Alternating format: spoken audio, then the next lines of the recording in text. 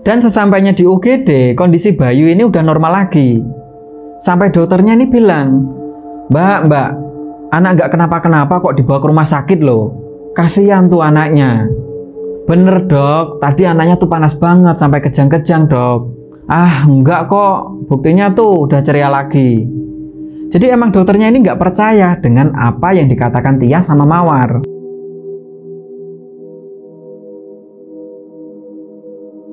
Setelah itu mereka semua masuk rumah lagi dan begitu ngelihat kondisi Bayu, ternyata Bayu ini udah meninggal dunia.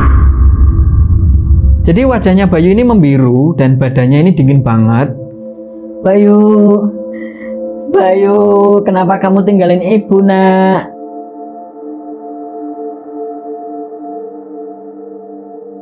Jadi kedua matanya itu aneh, posisinya nggak sinkron.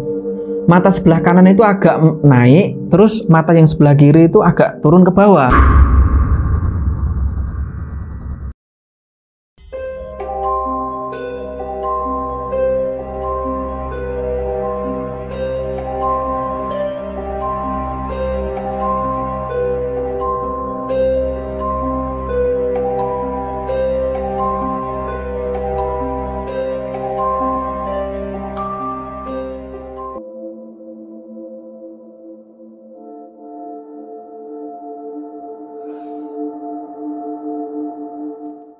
Assalamualaikum warahmatullahi wabarakatuh. Selamat datang di Kisah Misteri. Oke, kembali lagi dengan cerita Mawar. Jadi hidupnya Mawar ini emang selalu bersinggungan dengan hal-hal mistis. Entah itu pelet, santet, bahkan Mawar ini juga melakukan ritual pesugihan.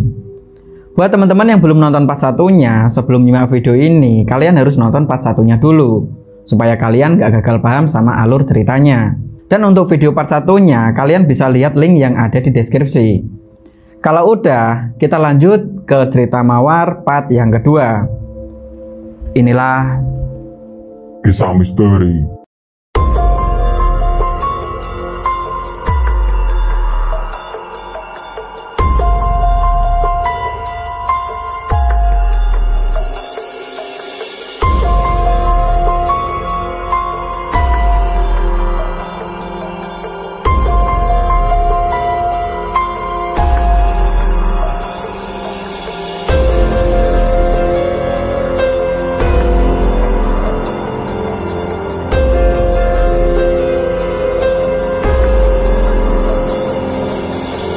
Singkat cerita, kurang lebih 5 bulan setelah itu, usaha depot air minum yang tadinya sangat sepi, saat itu kembali rame, sampai-sampai Mawar udah punya rencana untuk buka cabang depot air minum yang baru. Hari-hari pun berlalu hingga ada satu kejadian, waktu itu sekitar jam 7 malam, jadi di tempat usahanya Mawar ini ada pembeli yang nggak tahu kenapa, tiba-tiba mas-mas itu ngeliat seakan-akan di ruangan tempat usahanya Mawar ini ada sosok kuntilanak. Jadi ngelihat sosok itu, mas-masnya ini ya takut gitu kan. Itu apa? Kuntilanak. Melihat ada pembeli yang seperti itu, Mawar ini ya kaget gitu kan. Sebelumnya Mawar ini nggak pernah ngelihat kejadian aneh di tempat usahanya itu. Tapi ini kok ada pembeli yang seakan-akan dia ngelihat kuntilanak. Begitu ditanya sama Mawar, mas-masnya ini bilang, nggak tahu mbak, itu tadi tiba-tiba di belakangnya mbak ada sosok kuntilanak. Mendengar hal itu, Mawar ini ya kaget gitu kan. Masa sih ada kuntilanak? Wah, cobalah nanti aku tanya ke Mbak Cokro. Masa pesugihan ini pesugihan kuntilanak? Nah, setelah kejadian malam itu, keesokan harinya, Mawar ini mencoba menghubungi Mbah Cokro. Tapi nggak tahu kenapa, udah berkali-kali dihubungi, Mbah Cokro ini nggak ngangkat. Akhirnya Mawar ini ya udahlah, mungkin kebetulan aja ada kuntilanak mampir gitu kan.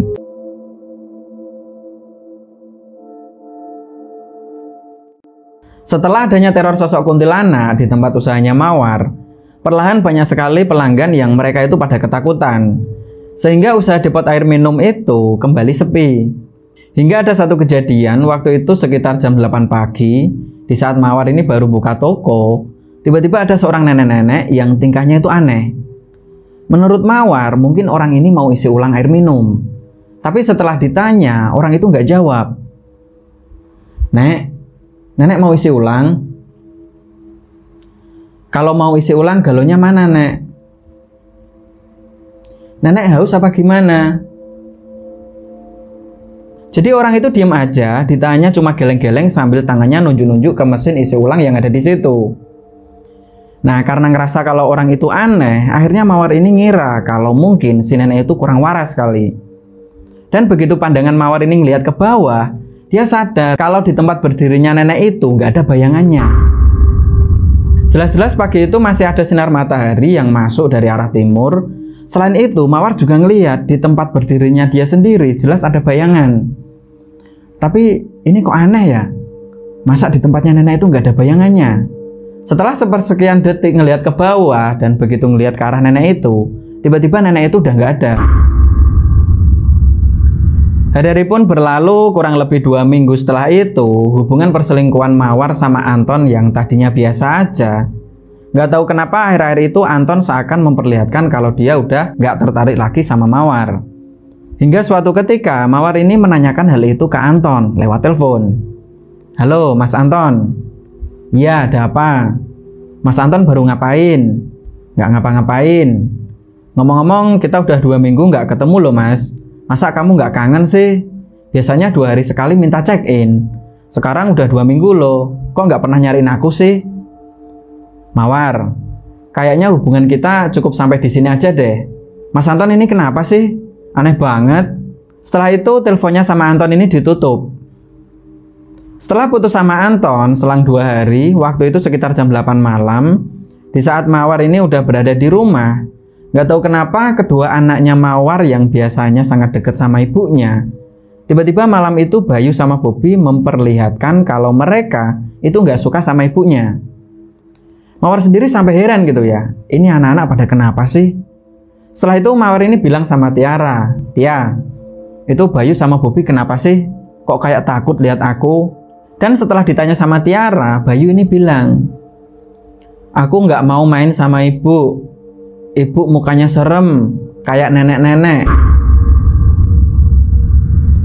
Mendengar pernyataan dari anaknya, Mawar ini langsung lari dan masuk ke dalam kamar. Begitu di depan kaca, dia ngeliat kalau di samping kanan itu ada sosok nenek tua, rambutnya putih, dan yang paling aneh, sosok itu matanya cuma 1. Nah, ngelihat sosok itu, otomatis Mawar ini ya langsung teriak gitu kan. Karena teriakan itu juga didengar sama Tiara, akhirnya Tia ya nyamperin Mawar. Ada apa sih Mbak? Kok teriak-teriak kayak gitu? Ini di sampingnya Mbak ada hantu. Hantu apa sih Mbak? Nggak ada apa-apa kok. Oh, tadi ada di sini kok. Beberapa menit setelah itu, di saat mereka semua berada di ruang tengah, tiba-tiba Tia ini dari sudut matanya seakan-akan melihat ada orang yang jalan di area dapur. Nah, karena penasaran gitu ya, dan begitu dipastikan sama Tiara, tiba-tiba dia ini ngeliat kalau di atas kompor itu ada sosok nenek-nenek. Jadi sosok itu baru duduk di atas kompor karena saking takutnya, saat itu juga Tia ini ya lari langsung nyamperin kakaknya. Mbak, itu di dapur ada nenek-nenek Mbak. Sekarang masih nggak? Udah hilang sih Mbak, wong cuma sebentar aja kok. Nah, kamu lihat sendiri kan, emang wujudnya gimana? Ih, ngeri pokoknya Mbak. Matanya cuma 1 tok. Itu sama persis yang aku lihat di kamar tadi, Dek. Setelah itu Mawar ini telepon bapaknya, dan setelah diceritakan tentang teror sosok itu, bapaknya ini bilang, oh, sosok itu yang dulu pernah bapak lihat waktu kamu baru tidur di kamar. Karena jarak rumah orang tuanya kurang lebih 4 km, akhirnya saat itu juga bapak sama ibunya Mawar ini langsung meluncur ke rumahnya Mawar. Beberapa menit setelah itu, di saat bapaknya ini udah sampai di rumahnya Mawar, bapaknya ini tanya, Mbak Mawar, dulu kamu kan punya batu pengasihan itu kan, yang warna putih itu loh. Sekarang di mana? Oh iya ya Pak, aku malah lupa, tak taruh di mana ya? Jadi malam itu Mawar sama yang lainnya ini baru sibuk pada nyariin batu pengasihan itu, dan kurang lebih 1 jam setelah itu Mawar ini teringat kalau setiap seminggu sekali dia harus ngasih minyak ke batu itu. Dan waktu itu udah 1 bulan, jangankan buat ngasih minyak, naruh batu itu aja udah lupa. Setelah itu bapaknya ini bilang, dulu bapak kan udah pernah bilang toh Mbak, kalau batu itu balikin aja ke Om Yono, kamu ngeyel sih. Malam itu karena masih pada ketakutan, akhirnya bapak sama ibunya ini memutuskan untuk tidur di rumahnya Mawar.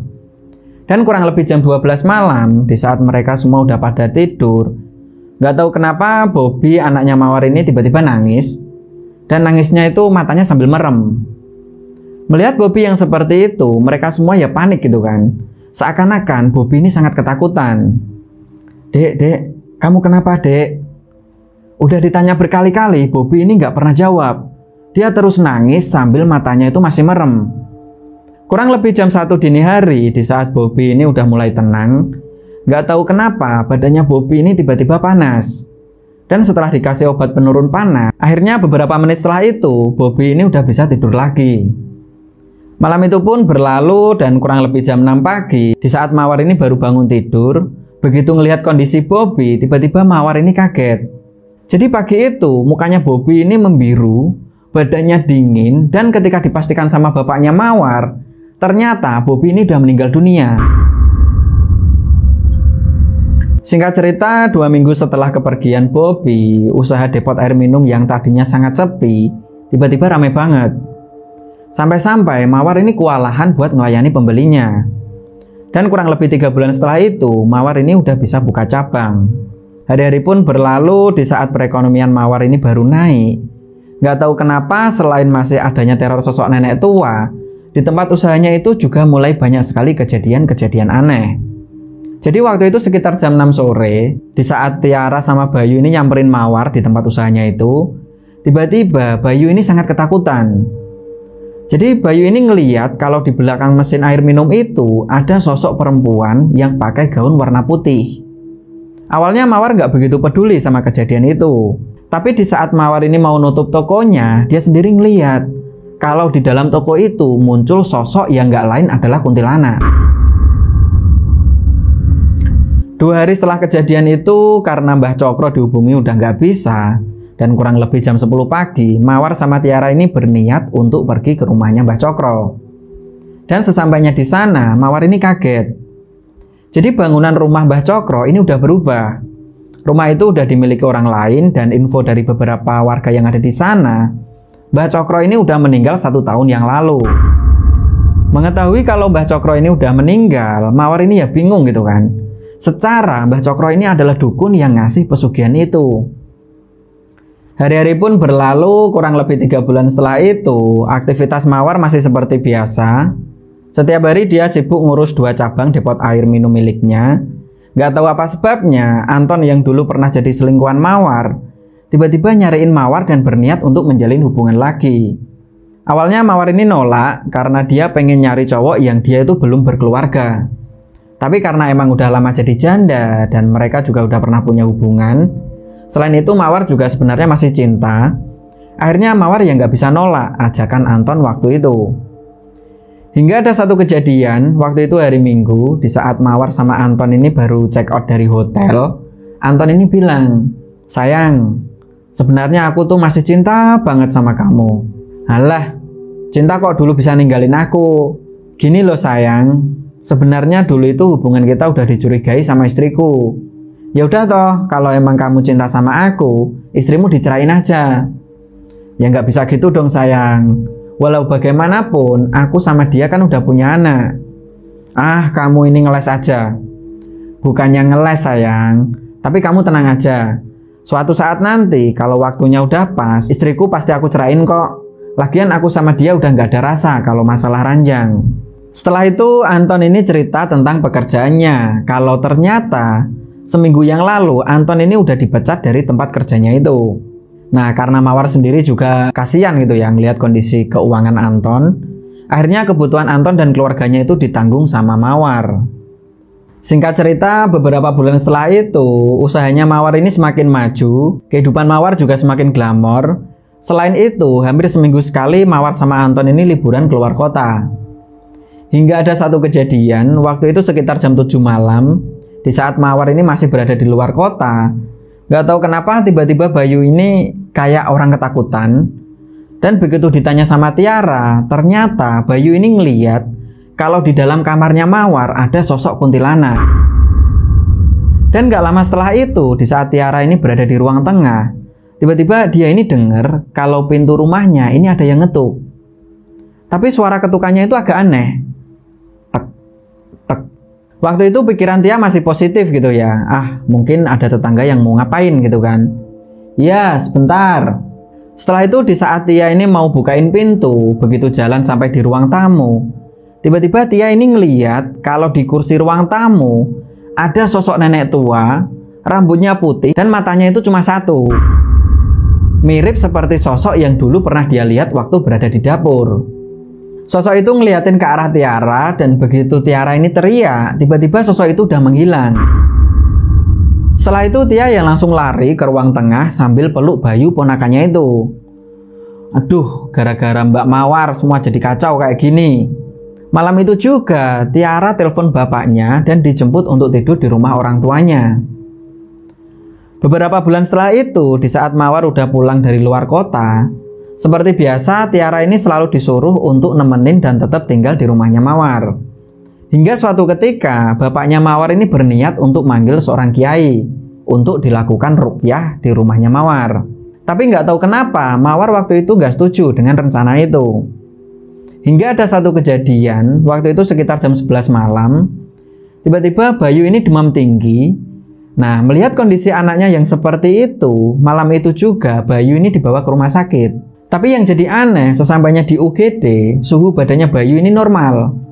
Jadi salah satu dokter yang ada di sana itu bilang, "Duh, adik ganteng, wong nggak sakit kok dibilang sakit ya dek. Mamahnya ini gimana sih ya? Udah ya kamu pulang ya, di rumah sakit itu nggak enak dek." Jadi Mawar sama Tiara ini ya bingung gitu kan. Secara dari rumah itu Bayu udah panas banget. Setelah itu selang beberapa menit di saat mereka ini udah sampai rumah, lagi-lagi Bayu ini suhu badannya naik.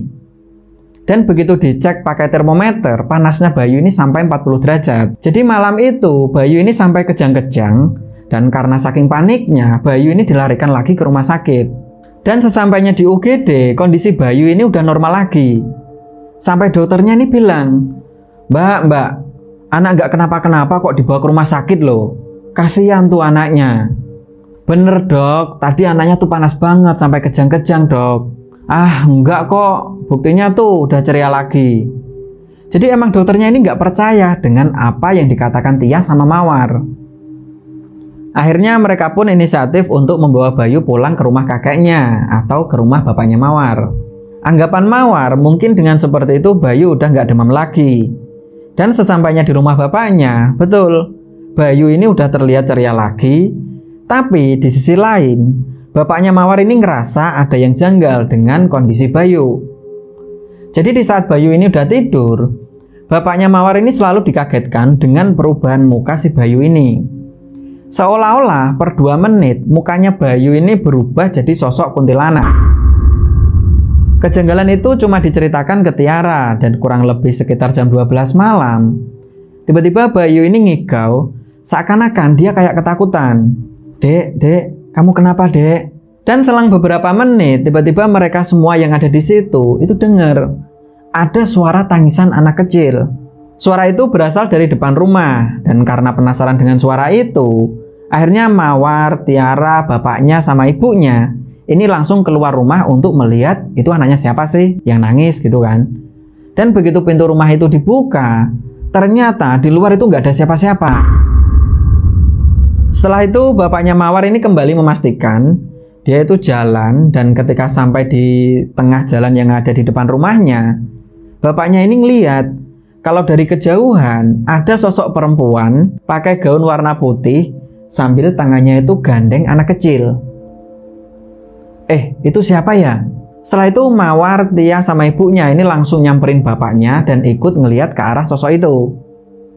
Tapi di saat mereka bertiga udah di tengah jalan, sosok itu udah nggak ada. Mungkin itu orang RT sebelah kali pak. Setelah itu mereka semua masuk rumah lagi, dan begitu ngelihat kondisi Bayu, ternyata Bayu ini udah meninggal dunia. Jadi wajahnya Bayu ini membiru dan badannya ini dingin banget. Bayu, kenapa kamu tinggalin ibu nak? Jadi malam itu mereka semua pada nangis ngelihat kondisi Bayu yang sangat mengenaskan. Singkat cerita, setelah Bayu ini udah dimakamkan, 1 minggu setelah itu Mawar kembali beraktivitas seperti biasa, sedangkan Tiara juga masih tinggal di rumah kakaknya. Usaha milik Mawar ini semakin ramai, banyak sekali orang berdatangan untuk isi ulang air minum di tempatnya Mawar. Tapi yang jadi aneh, Mawar ini hampir sering mimpi ketemu sama kedua anaknya, yang nggak lain Bayu sama Bobby. Selain mereka datang di mimpinya Mawar, Bayu sama Bobby ini juga sering muncul di waktu-waktu tertentu. Jadi pernah waktu itu sekitar jam setengah 9 malam, saat Mawar ini baru sampai rumah sebelum buka pintu gitu ya. Mawar ini dengar ada suara Bayu sama Bobby. Seakan-akan mereka itu manggil-manggil ibunya. Ibu, ibu.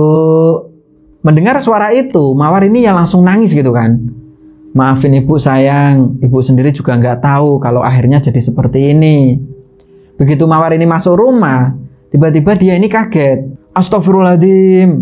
Ternyata di kursi ruang tamu ada sosok Bayu dan juga Bobby. Dan yang membuat Mawar ini ketakutan, mukanya Bayu sama Bobby ini rusak. Jadi kedua matanya itu aneh, posisinya nggak sinkron. Mata sebelah kanan itu agak naik, terus mata yang sebelah kiri itu agak turun ke bawah. Selain itu, mukanya juga banyak darahnya. Nah, karena di dalam rumah juga ada Tiara, mendengar suara teriakan kakaknya, dia yang langsung nyamperin. Ada apa sih mbak? Kalau kayak gini terus, aku bisa stres nih dek. Emang kenapa sih mbak? Barusan di situ ada Bayu sama Bobby dek. Udahlah mbak, paling mbak Mawar kecapean kali. Udah ya, yang sabar ya mbak, sabar istighfar. Setelah seringnya mendapat teror itu, selang 3 bulan, Mawar ini seakan-akan hidupnya nggak semangat lagi. Hingga suatu ketika, Mawar ini mendapat kabar dari Anton, kalau Anton ini udah bercerai sama istrinya. Dan yang membuat Mawar jadi seneng, Anton juga siap untuk menikahi Mawar. Setelah mendapat kabar itu, Mawar yang tadinya sering ngelamun gitu ya, akhir-akhir itu Mawar ini jadi ceria lagi. Hari-hari pun berlalu, kurang lebih 3 minggu setelah itu, Mawar ini mendapat kabar kalau Anton ini terlilit hutang. Dan nominalnya itu gede banget. Tadinya gimana sih mas, kok bisa kayak gitu? Aku sendiri juga nggak tahu deh, kirain temenku itu orangnya ya jujur kalau diajak bisnis. Jadi menurut keterangan Anton, dia itu menjalankan bisnis sama temennya, modalnya sangat besar, tapi di tengah perjalanan bisnis itu, temennya ini kabur dan membawa modal itu. Nah, melihat kondisi calon suami yang sangat kebingungan, akhirnya Mawar ini nekat untuk minjam uang ke bank, demi melunasi hutang dari calon suaminya itu. Seiring berjalannya waktu, di saat Mawar ini udah mulai ngebet untuk menikah, nggak tahu kenapa giliran mereka udah serius gitu ya, tiba-tiba Anton ini nggak ada kabar. Di telepon nomornya nggak aktif, datang ke rumahnya udah dijual. Akhirnya Mawar ini sadar kalau ternyata Anton ini seorang penipu. Sejak saat itu Mawar ini kembali stres, usahanya ditutup. Dia sering mengurung diri di kamar. Beberapa bulan setelah itu, karena cicilan bank yang seharusnya dibantu sama Anton, Mawar sendiri juga nggak bisa bayar cicilan itu. Akhirnya 2 tempat usaha yang dijadikan jaminan disita sama pihak bank. Sampai suatu ketika di saat Mawar ini udah terpuruk, ditambah lagi teror-teror sosok yang nggak jelas, akhirnya Mawar ini terganggu kejiwaannya dan sampai cerita ini dikirim sama Tiara, Mawar ini kondisinya masih sehat. Cuman Mawar ini udah nggak bisa diajak komunikasi. Oke, itulah cerita kiriman dari Tiara. Semoga kejadian yang dialami sama Mawar bisa menjadikan pelajaran buat kita semua. Dan terlepas dari nama samaran atau enggaknya, semoga Mawar bisa kembali hidup layaknya orang pada umumnya. Amin ya rabbal alamin. Sampai jumpa di video selanjutnya. Assalamualaikum warahmatullahi wabarakatuh.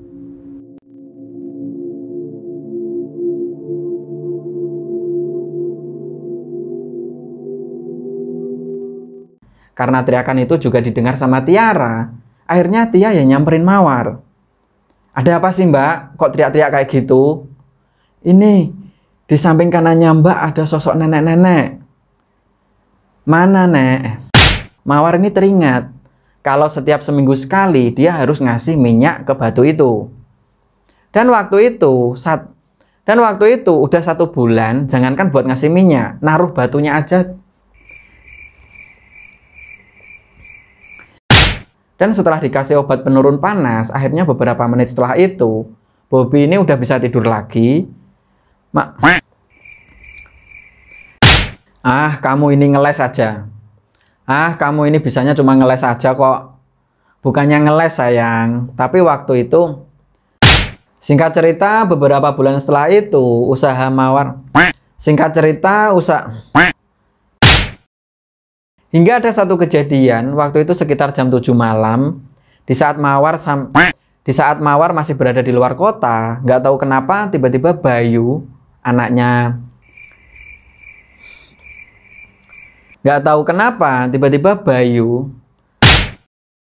rambutnya putih dan matanya itu cuma satu. Mirip seperti sosok. Dan sesampainya di UGD, kondisi Bayu ini udah normal lagi. Sampai dokternya ini bilang, Mbak, anak nggak sakit. Mbak.